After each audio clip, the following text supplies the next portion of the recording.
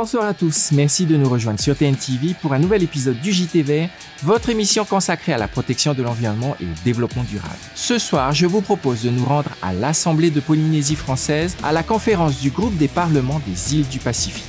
Et nous avons profité de l'événement pour discuter avec nos députés nationaux du développement durable. Peut-on décréter la protection de l'environnement par la loi? C'est tout de suite, juste après le générique.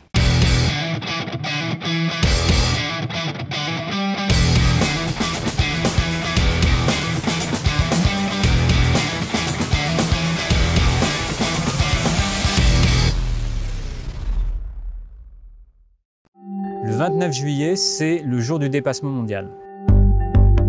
C'est le jour à partir duquel nous aurons consommé l'intégralité des ressources renouvelables que la planète fournit en une année. C'est le jour à partir duquel nous aurons pris à la Terre plus de poissons qu'elle ne peut renouveler en une année, plus de forêts qu'elle ne peut renouveler en une année, que nous aurons consommé plus d'espaces agricoles qu'elle ne peut renouveler en une année, et que nous aurons émis plus de CO2 que ce que la planète, les océans, les forêts peuvent capter en une année. Nous avons déjà parlé dans cette émission du jour du dépassement mondial qui marque la date à partir de laquelle la demande de l'humanité en ressources et services écologiques au cours d'une année donnée dépasse ce que la Terre peut régénérer cette année-là.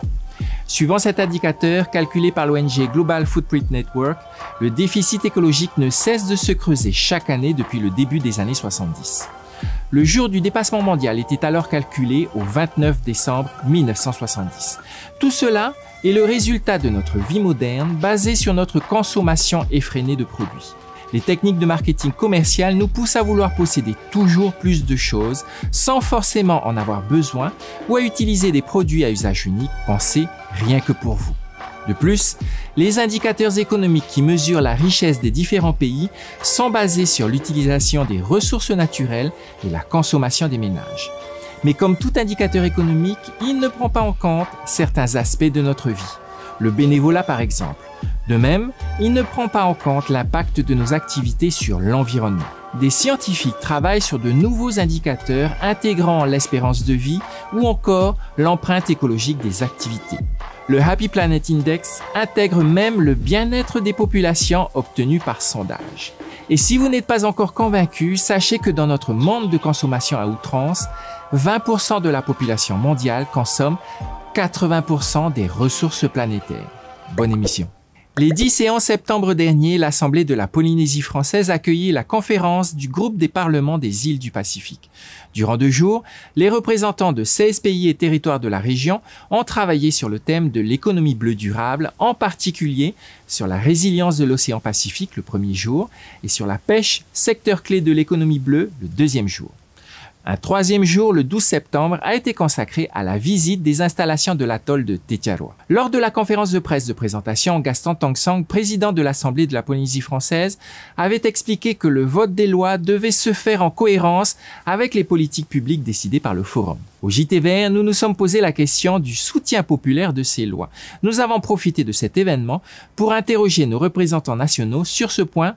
Voici leur réponse. Bien sûr que si demain on dit, voilà, à horizon 2030, on veut 50% d'énergie renouvelable ou 30% d'air marine gérée ou classée ou préservée, il faut derrière que ça se traduise par des moyens. Et quand on vote le budget, parce que c'est toujours les parlements qui votent le budget, là on doit regarder si les moyens sont là pour faire face à ces objectifs. Donc c'est un rôle important. C'est vrai, il faut légiférer. Il faut avoir un cadre légal qui permet de sanctionner, qui permet aussi, non seulement de... Il ne s'agit pas que de sanctionner, le cadre légal peut aussi permettre de favoriser les comportements vertueux par des mécanismes d'incitation et autres. Donc il faut combiner les deux, cette éducation, cette prévention, on va dire, et aussi donc, les mécanismes législatifs. Nous reviendrons dans les 2 prochains épisodes du JT Vert sur cette conférence du groupe des parlements des îles du Pacifique. Restez avec nous. Nous poursuivons notre série spéciale intitulée Zoom sur. L'idée est de revenir chaque semaine sur une question particulière de la protection de l'environnement, la transition énergétique ou le développement durable. Tout de suite, nous faisons un zoom sur la transition énergétique.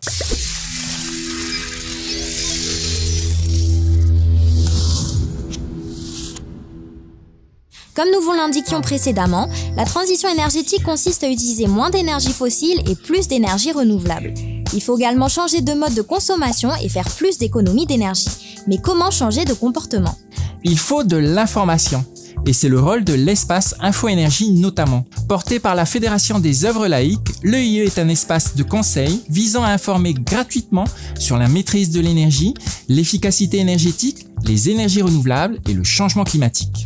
Il y a également votre émission préférée, le JT Vert, qui aborde régulièrement la question des économies d'énergie. Ou bien encore un événement annuel comme Earth Hour Tahiti, tous les derniers samedis du mois de mars, dont la symbolique est d'éteindre ses lumières pour la planète. Et n'oubliez pas un geste simple, éteindre la lumière quand on sort d'une pièce. Savez-vous que les multiprises mal dimensionnées sont une des principales causes des incendies domestiques? Autre geste simple, éteindre ces appareils électriques pour qu'ils ne soient pas en tension toute la journée. Il faut également utiliser des équipements adaptés et moins gourmands en énergie.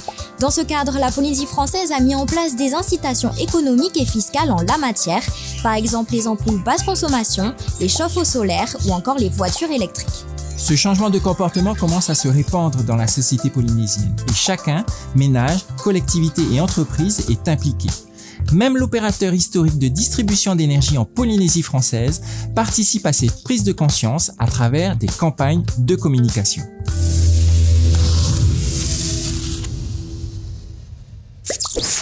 Quels sont les sujets de la protection de l'environnement ou du développement durable qui vous intéressent? Nous sommes allés dans la rue pour vous poser directement la question. C'est la boîte à questions dans le JT Vert.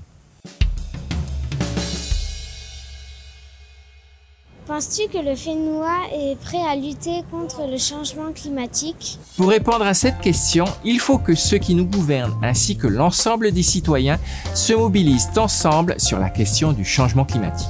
Après l'adoption en 2015 de l'accord de Paris, les mouvements citoyens à travers le monde pressent leurs gouvernements respectifs à passer à l'action. Au FENUA, les institutions polynésiennes ont adopté dès juin 2012 pour le gouvernement et novembre 2014 pour le Conseil économique, social, environnemental et culturel des textes consacrés à la lutte contre les effets du changement climatique. Par ailleurs, en 2015, le groupe des leaders polynésiens a signé la déclaration de Tapu Tapu Atea sur le changement climatique, suivie en 2016 par une déclaration commune sur la protection de l'océan, Te Moana o Hiva. Mais que valent ces textes sans adhésion des citoyens? C'est tout l'enjeu de la question posée. Et pour l'instant, la réponse est non. Je ne pense pas que le FENUA soit prêt pour lutter contre les effets du changement climatique. Pour terminer notre JT Vert, je vous propose notre coup de cœur de la semaine. Ces vidéos d'une durée d'1 minute environ illustrent l'importance de la nature et la nécessité de s'y reconnecter. Voici Rejoignez le mouvement, la vidéo de Milan et Benjamin de Lisa. Ça, c'est la biodiversité. Et ça, c'est nous. Ou plutôt, notre impact sur la nature. On appelle ça l'empreinte écologique. En moins de 50 ans, elle a doublé. Pendant ce temps, la population des animaux vertébrés sauvages, elle, a décliné de plus de moitié. Tenter d'arrêter ce déclin de la biodiversité de notre planète ne suffit plus. Mais il y a encore de l'espoir. La nature a une capacité étonnante à se régénérer. Notre défi, c'est de lui donner une chance de renaître. Et pour cela, il faut se reconnecter à elle. Pour partager avec ceux qui en ont pris conscience, rejoignez le mouvement Connect to Earth. Et comme des milliers de Français, éteignez la lumière le 30 mars prochain, de 20h30 à 21h30. Voilà les amis, le JT Vert est maintenant terminé. Nous espérons que vous avez passé un bon moment avec nous. Vous pouvez retrouver notre émission sur le replay de TNTI ainsi que les réseaux sociaux du JT Vert. Souvenez-vous que la solution est en nous. À très bientôt. Au revoir.